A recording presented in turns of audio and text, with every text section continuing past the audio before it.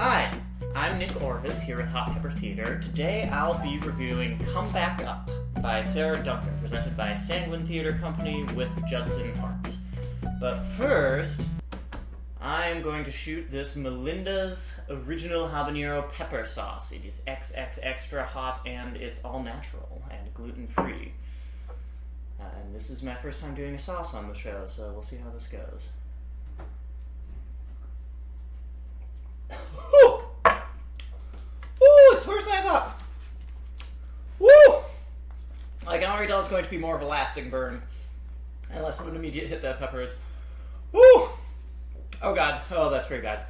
Okay, so Come Back Up is a new play by Sarah M. Duncan, being presented by Sanguine Theater Company, and it's a really the play has a really interesting concept. It is about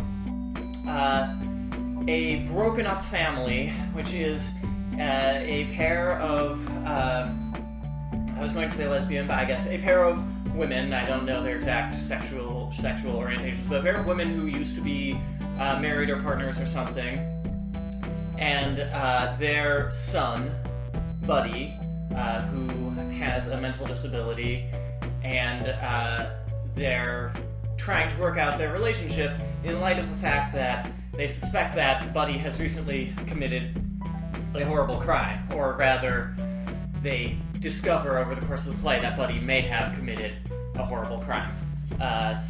And complicating all of this, and the reason for their breakup originally is that many years ago, their daughter, Hattie, died in a fall off the porch while the white woman, Clara's parents, were supposed to be watching her, and this was sort of the cause of their breakup. One of these women, Letta, is black, and the other, Clara, is white, if I didn't mention that before.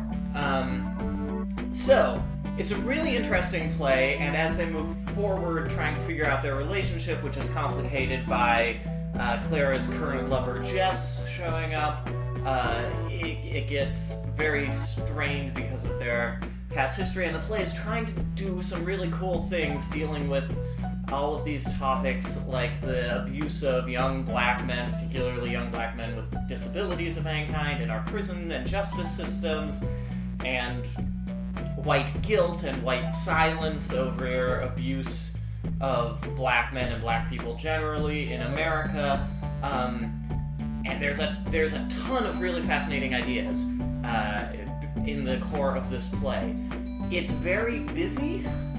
It's a very busy play. In addition to all of the stuff I just mentioned, and I should say, in the course of this play, a character gets knocked out and tied to a chair.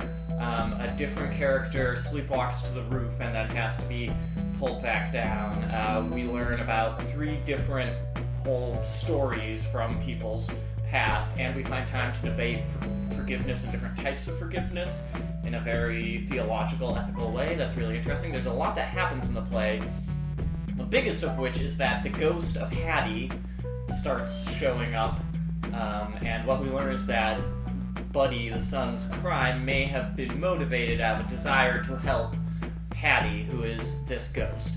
So it has all these really fascinating ideas, but it's a little bit hard to cut through the clutter and effectively see all these ideas when so much is happening all the time.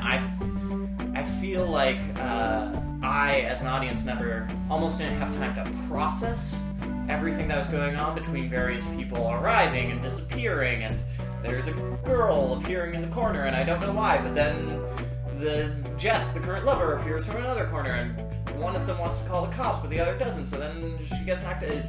There's a lot of stuff going around in the play, just action-wise, which is a strength from a sort of watchability standpoint, but also sort of prevents us from seeing any one thing too clearly because there's so much going on. The play feels like it wants to be about Letta and Clara's relationship and about forgiveness and that weird sort of racialized tension between them, but it also could maybe be Letta and Buddy's play, or even Buddy and Hattie's play, and it's very difficult to see where this story wants to go because it's branched in so many different directions that you almost don't know where to look. The production itself is actually really great. The set and the lights are beautiful. Props to the scenic and lighting designer Derek Miller. The acting is all excellent. The cast is very, very solid. I was going to say the sound design is also really interesting. The one thing, there's this high-pitched buzz that goes on every time Hattie the Ghost is on stage, which is actually a lot of the play, so you sort of stop paying attention to it, which was a little confusing. But it's a really interesting attempt to tackle these very volatile subjects in America today that don't get seen often enough on stage, so definitely full points for that. Am I running out of time? I think I'm running out of time. I give Come Back Up 2 out of 5 hot peppers, and I think I was right that the sauce is not as bad, although I also probably didn't hold it in my mouth like I should. So I give Melinda's original habanero pepper sauce 1 out of 5 hot peppers. Kill the glass. And yeah, that's it. Make sure to like, favorite, comment, and subscribe to Hot Pepper Theater. You can follow us on Twitter at ButthurtReviews, and you can follow me on Twitter at NSOrphis, I'm pretty sure.